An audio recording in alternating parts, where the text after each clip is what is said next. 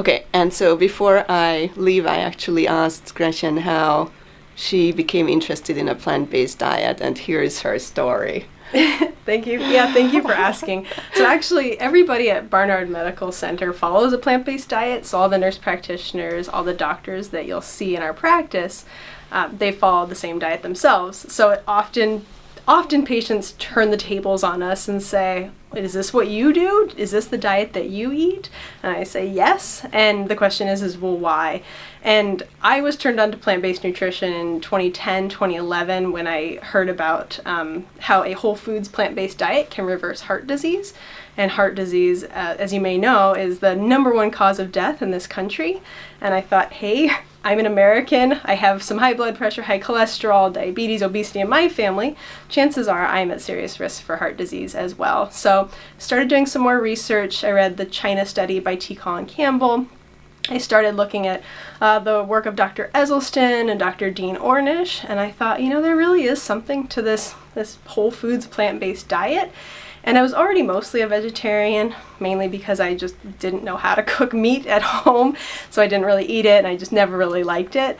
And so I thought one week, hey, let me just try not to buy the string cheese and the yogurt that I always bought every week. And it was a non-event for me, and I found it so easy, and I really enjoyed trying to find new tastes and flavors to replace what I was using the cheese for. It's a great crutch for seasoning, but there's many other flavorings out there. So I came to plant-based nutrition mostly from a health perspective. I would say it's also just from a personal perspective that it's so important to have a greater reason for doing something. So for some patients, it's not their health that they're concerned about, it's that they want to be there for their grandchildren, or they want to be there to walk their daughter down the aisle, or that sort of thing. And really why I stick with the plant-based diet is, of course, I want to take good care of my health, but it's also, I feel like it's an ethical issue for me. So I learned, this may be news to some of your viewers, but I learned that in order for a mother cow to produce milk, she needed to be pregnant first.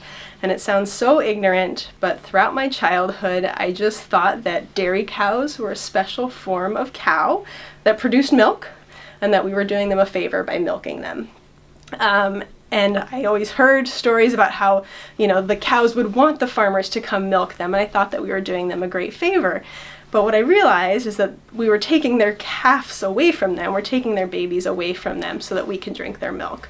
So that's one thing that always sticks with me. So when I'm at a birthday party and there's ice cream, I don't not eat it because I'm worried about heart disease. I don't not eat it because I think of the baby cows and the calf, and it breaks my heart as a woman who's breastfed her child herself. So that's kind of the long and the short of it. I could talk for hours on the subject though.